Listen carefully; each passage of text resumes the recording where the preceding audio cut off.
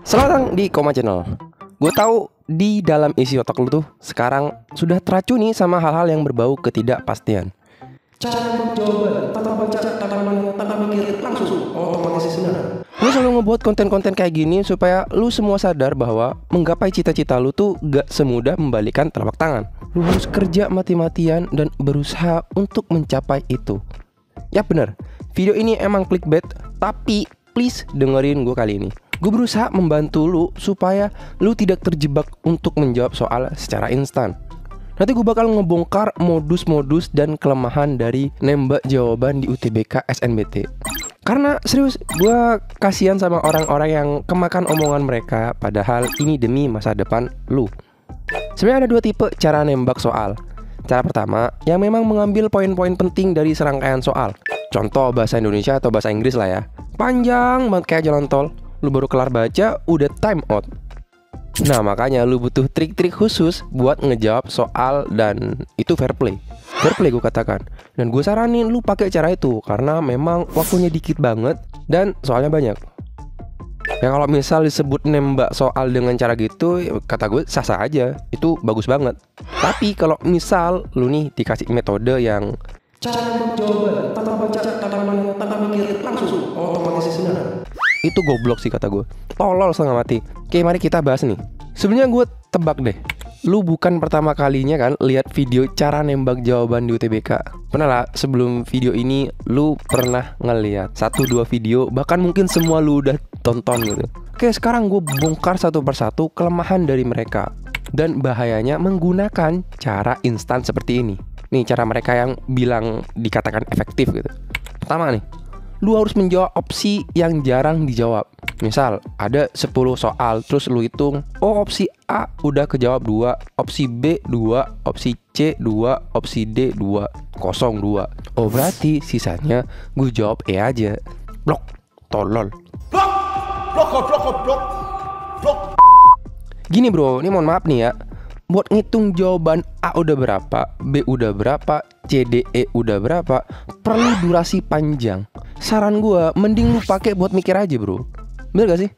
Gue yakin ada benernya ya 1-2 soal lah, daripada lu jawab ngasal-ngasalan. Ini bayangin aja nih ya, selama UTBK SNBT 2003 bakalan ada 155 soal dalam waktu selama 195 menit saja. Artinya kisaran 1 menit sampai 15 detik lu harus udah jawab satu soal.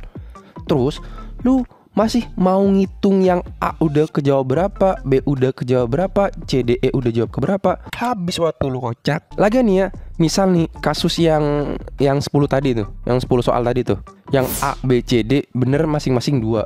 Yang bilang jawaban lu bener tuh siapa? Oh A, gue udah bener jawabannya 2. Yang bilang bener siapa? Emang itu pasti bener. Hebat banget lu udah nentuin jawaban. Karena masih ada ketidakpastian itu, metode yang jawab yang jarang dijawab aja, nah itu salah justru. Makanya saran gue, lupain tuh saran, kembali ke kenyataan.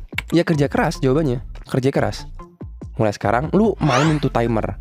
Gimana caranya lu bisa ngerjain 155 soal hanya 195 menit. Kalau bisa mah kurang, karena lu gak tahu entah nanti lingkungannya gak mendukung, bahkan ada distraksi di mana-mana gitu. Ya lu butuh kekuatan ekstra buat itu. Gue kan sering ikut lomba ya. Ada lah suatu lomba yang, ya gue gak harus sebutin namanya lah. Gue harus duduk depan dan berhadapan sama AC standing. Lu tau gak sih yang AC tapi berdiri gitu? Ya lu tahu sendiri berapa PK kalau AC standing. Gila itu kedinginan gue bro.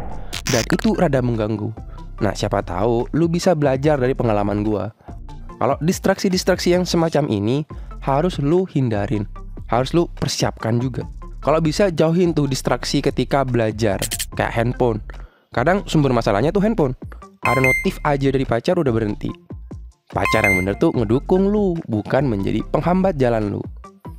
Buatlah kelompok belajar gitu karena itu efektif. Kalau ada soal-soal susah ya bisa dijawab bersama dan nyelesain bersama pula. Kedua, jawab opsi B mutlak bener. Udah kalau bingung jawab B aja. Gak ngerti gua apa korelasinya jawaban B sama UTBK. Apa karena di UTBK itu ada huruf B-nya gitu, atau di kata SNBT ada huruf B-nya. Mantap. Keren lu bro, keren emang lu. Gue mencoba berpikir kenapa di masyarakat tercipta ilusinasi jawaban B. Terus yang lebih parah lagi, ada testimoni komentar yang membenarkan hal tersebut. Makasih bang, karena saran dari lu, gue jawab B semua soal ketika SNBT. Dan alhamdulillah gue keterima di Univ A gitu misalkan. Pertama nih ya, emang jurusan lu bagus gitu? Emang kampus lu yang lu masukin bagus gitu? Coba deh masuk ilmu komunikasi UNJ yang keketatannya tuh luar biasa. Terus lu terapin tuh jawaban B kalau gak tahu. Kalau emang lu lolos berarti emang bagus jawaban B. Pasti bener. Atau jangan-jangan univ sama jurusan lu emang gak terlalu ketat. Ada loh univ yang otomatis keterima. Nih gue bikin videonya di sini nih. Ada yang kayak gitu bro. Ya kalau jurusan lu kayak gitu, jawab A semua pun lu otomatis lolos. Lu jawab satu jawaban aja otomatis lolos. Tolonglah. Pun ya, misal nih lu lolos di jurusan bagus, persaingannya ketat, banyak orang pinternya, dan lu lolos di UTBK gegara jawaban B. Tolong dengerin gue. Ketika lu ngampus, ujian lu bukan lagi opsional. Bisa aja esai yang itu emang harus dari otak. Ujian lu bukan lagi opsional kayak UTBK ini. Kalau lu hoki masuk kampus cuman gegara jawab B, maka muka lu tuh mau ditaruh di mana sama orang-orang pinter di sekeliling lu. Tolonglah ubah mindset supaya lu tercerahkan. Karena lu pasti terpressure ketika ngampus bro. Sebenarnya kalau gue boleh berkata kasar ya, boleh berkata lancang gitu ya, lu tuh cuman takut sama UTBK. Mental lu belum siap sepenuhnya menghadapi UTBK ini. Makanya lu datang ke channel YouTube tips nembak jawaban UTBK supaya lu tuh gak usah repot-repot belajar. Lu gak mampu nanggung beban pressure dari UTBK. Ini rahasia nih yang gue pengen share ke lu. Lu semua belajar mati-matian buat UTBK. Gue tahu itu dan semua orang tahu itu. Cuman apa yang membedakan lu semua dengan peserta-peserta lain? Mental. Gue resah ya, gue bikin video cara mengatasi overthinking ketika UTBK SNBT. Dan sedikit yang nonton. Gue bukan promosi, tapi ini yang lu butuhin. Ini yang lu butuhin. Gimana cara ngebuat mental lu ketika UTBK tuh gak down. Alasan lu kenapa nonton cara nembak jawaban karena mental lu belum siap kan. Lah makanya lu butuh video ini. Lu kira siapa yang nyaranin untuk mempersiapkan mental? Bukan gua, pihak BP3 Kemendikbudristek yang nyaranin, pihak penyelenggara bahkan.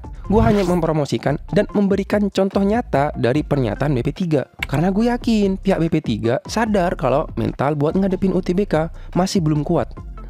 Nih anak SMA nih baru umur 17 dan gak bisa terlalu nahan beban yang terlalu terlalu besar tekanannya. Tapi lihat videonya, dikit yang nonton. Sedangkan video yang cara menembak jawaban di UTBK pada tinggi. Padahal kita semua sepakat bukan masalah strategi ngejawab soal. Ini masalah mental. Kenapa lu nonton video ini? Menurut gue juga ya, UTBK ini menjadi ajang atau momentum untuk menunjukkan siapa diri lu sebenarnya. Seberapa kuat lu ngadepin beban UTBK. Kalau masalah kayak gini aja lu gak bisa, gimana nanti ketika lu kerja yang bakal ngadepin mental bos-bos lu yang galak, yang temperamen, ngimbangin temen-temen lu yang perfeksionis, lingkungan kerja yang toksik. Itu butuh mental yang gak semua orang bisa ada gitu. Ini hanya awal dari panjangnya cerita hidup lu. Alat perang lu buat ujian bukan hanya otak, tapi fisik, mental juga. Tentu senjata utama lu adalah otak lu. Percuma juga mental lu gede tapi tolol gitu. Belajar poin utama, mental fisik poin penopang. Nah itu. Koma Channel nanti akan ngebahas UTBK SNBT dan juga memberikan info seputar UTBK SNBT. Plus lagi ada pembahasan soal kedinasan. Jadi di-combine tuh. Udah intent gue ngasih infonya, sokin subscribe jangan sampai lu ketinggalan infonya. Ya gue dari Koma Channel mengucapkan terima kasih telah menonton dan semoga lu dapat pencerahan dari apa yang gue jelasin tadi. Terima kasih.